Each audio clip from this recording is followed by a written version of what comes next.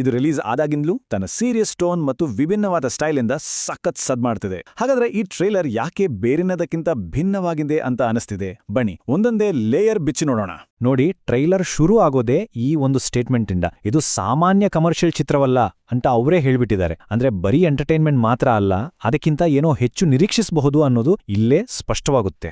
ಏನಿದು ಬೇರೆ ಟ್ರೈಲರ್ಗಳಿಗಿಂತ ಇದನ್ನ ಬೇರೆ ಥರ ಕಾಣುವಂತೆ ಮಾಡ್ತಿರೋದು? ಈ ಟ್ರೈಲರ್ನ ಅಡಿಪಾಯನೇ 3 ಬಲಿಷ್ಠ ಅಭಿನಯ ಸ್ತಂಭಗಳು. ಈ 3 ನಟರ ವಿಭಿನ್ನ ಪರ್ಫಾರ್ಮೆನ್ಸ್ ಇದೆಯಲ್ಲ, ಅದೇ ಈ ಟ್ರೈಲರ್ಗೆ ಅದರ ಆತ್ಮ ಮತ್ತು ಗಟ್ಟಿತನವನ್ನ ಕೊಟ್ಟಿರೋದು. ಮೊದಲನೇ ಪಿಲ್ಲರ್ ಡಾಕ್ಟರ್ ಶಿವರಾಜ್ ಕುಮಾರ್. ಅವರ ಪಾತ್ರವನ್ನ ಎಲಿವೇಟ್ ಮಾಡಿರೋ ರೀತಿ. ಎಲ್ಲೂ ಒಂದು ಅಬ್ಬರದ ಡೈಲಾಗ್ ಇಲ್ಲ, ಅಥವಾ ನಾವು ಸಿನಿಮಾಗಳಲ್ಲಿ ನೋಡೋ ತರ ಫೋರ್ಸ್ಡ್ ಆಗಿ ಹೀರೋಯಿಸಂ ತೋರ್ಸೋ ಸೀನ್ಗಳಿಲ್ಲ. ಬದಲಾಗಿ ಅವರ ಮೌನ, ಅವರ ಎಕ್ಸ್ಪೀರಿಯನ್ಸ್ ಮತ್ತು ಆ ಮುಖದಲ್ಲಿ ಕಾಣೋ ಗಾಂಭೀರ್ಯವೇ ಒಂದು ಪವರ್ಫುಲ್ ವಾತಾವರಣವನ್ನ ಕ್ರಿಯೇಟ್ ಮಾಡುತ್ತೆ. ಎರಡನೇ ಪಿಲ್ಲರ್ ಉಪೇಂದ್ರ ಅವರು. ತಮ್ಮದೇ ಆದ ವಿಶಿಷ್ಟ ಮತ್ತು ಬೌದ್ಧಿಕ ಸಿನಿಮಾಗಳಿಂದ ಗುರುತಿಸಿಕೊಂಡಿರೋ ಅವರು ಸ್ಕ್ರೀನ್ ಮೇಲೆ ಬಂದ ತಕ್ಷಣ ಟ್ರೇಲರ್ನ ಟೆಕ್ಸ್ಚರೇ ಬದಲಾಗತ್ತೆ. ಅದು ಇನ್ನಷ್ಟು ಇಂಟೆಲೆಕ್ಚುಯಲ್. ಅಂದ್ರೆ ಅವರ ಎಂಟ್ರಿ ಅಂದ್ರೆ ಸುಮ್ನೆ ಇನ್ನೊಂದು ಪಾತ್ರ ಅಲ್ಲ, ಬದಲಾಗಿ ಇದ್ಯಾವುದೋ ವೈಚಾರಿಕ ಸಂಘರ್ಷ, ಶಾರ್ಪ್ ಡೈಲಾಗ್ಗಳು ಮತ್ತು ನೈತಿಕ ಪ್ರಶ್ನೆಗಳನ್ನ ನಮ್ಮ ಮುಂದೆ ಇಡಬಹುದು ಅನ್ನೋ ಸೂಚನೆ ಕೊಡುತ್ತೆ. ಅಂದ್ರೆ ಈ ಸಿನಿಮಾ ಬರೀ ಕತೆ ಹೇಳಲ್ಲ, ಬದಲಾಗಿ ಆಲೋಚನೆಗಳ ಬಗ್ಗೆನೂ ಮಾತಾಡ್ಲಿದೆ ಅನ್ನೋ ಫೀಲ್ ಬರುತ್ತೆ. ಮತ್ತು ಮೂರನೇ ಸ್ತಂಭ ರಾಜ್ ಬಿ ಶೆಟ್ಟಿ. ಅವರ ಆಗಮನವೇ ಒಂದು ಬೇರೆ ತರಹದ ಎನರ್ಜಿಯನ್ನು ತರುತ್ತೆ. ಅವರ ಪಾತ್ರ ನೋಡಿದ್ರೆ ಅದು ಯಾವುದೋ ಆಂತರಿಕ ಸಂಘರ್ಷ, ಒಂದು ಎಮೋಷನಲ್ ಸ್ಟ್ರಗಲ್ ಅನ್ನ ತೋರಿಸೋ ತರ ಇದೆ.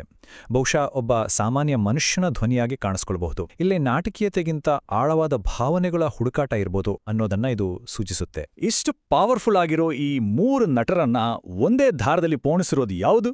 ನೋಡಿ, ಇದು ಡೈರೆಕ್ಟರ್ ಅವರ ಅಪ್ರೋಚ್ ಅನ್ನ ಅದ್ಭುತವಾಗಿ ಹೇಳುತ್ತೆ. ಅನಗತ್ಯ ಸ್ಲೋ ಮೋಷನ್, ಬಲವಂತದ ಮಾಸ್ ಸೀನ್ಗಳ ಬದಲು ಮೌನ, ಮುಖಭಾವನೆಗಳು ಮತ್ತು ಆ ವಾತಾವರಣದ ಮೇಲೆ ಫೋಕಸ್ ಮಾಡಿದ್ದಾರೆ. ಅಷ್ಟೇ ಅಲ್ಲ, ಟ್ರೇಲರ್ನ ಸಿನಿಮಾಟೋಗ್ರಫಿ ಕೂಡ ತುಂಬಾ ಕ್ಲೀನ್ ಆಗಿದೆ. ಅತಿಯಾದ ಬಣ್ಣಗಳಿಲ್ಲದೆ ನೈಜತೆಗೆ ಹತ್ರ ಆಗಿದೆ. ಬ್ಯಾಕ್ಗ್ರೌಂಡ್ ಮ್ಯೂಸಿಕ್ ಕೂಡ ಕಥೆಯ ಗಂಭೀರತೆಗೆ ಸಪೋರ್ಟ್ ಮಾಡುತ್ತೆ. ಇದು ಪ್ರೇಕ್ಷಕರ ಬುದ್ಧಿವಂತಿಕೆಯನ್ನ ಗೌರವಿಸೋ ಒಂದು ಧೈರ್ಯದ ಹೆಜ್ಜೆ ಅಂತಾನೆ ಹೇಳಬಹುದು. ಯಾವುದೇ ಟ್ರೈಲರ್ ಪರ್ಫೆಕ್ಟ್ ಆಗಿರಲ್ಲ ಅಲ್ವಾ?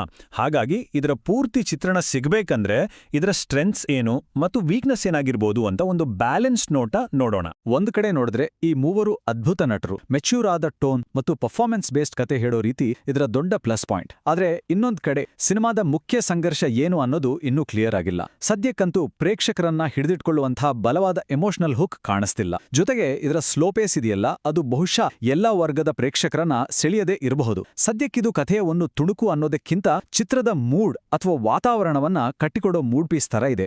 ಈ ಟ್ರೈಲರ್ಗೆ ನಾವು 5ಕ್ಕೆ 3.8 ಅಂಕಗಳನ್ನ ಕೊಡ್ಬೋದು.